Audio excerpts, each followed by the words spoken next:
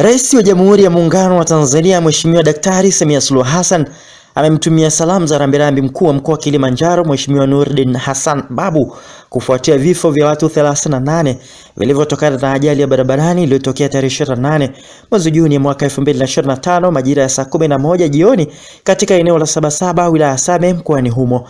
Ajali hiyo imehusisha basi la abiria aina ya Fuso lenye nambari za usajili T179 CWL mali ya kampuni ya Channel One na gari aina ya Mitsubishi Rosa lenye nambari za usajili T199 EFX mali ya kampuni ya Mwani.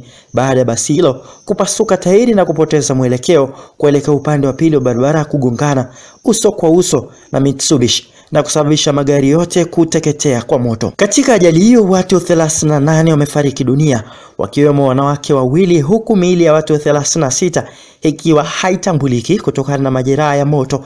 Aidha, watu 28 wamejeruhiwa, wanawake 15 na wanaume 13.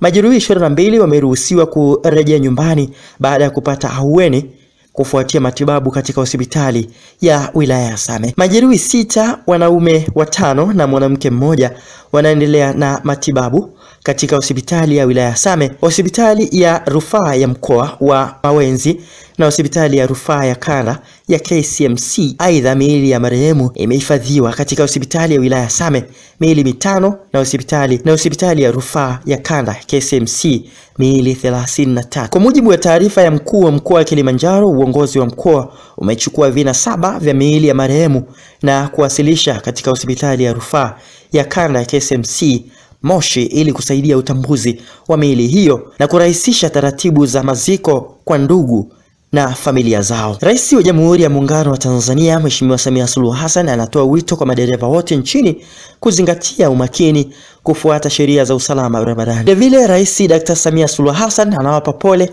wafiwa wote na anaungana na familia za marehemu na wote walioguswa na msiba huu mkubwa katika kipindi hiki kigumu cha majonzi.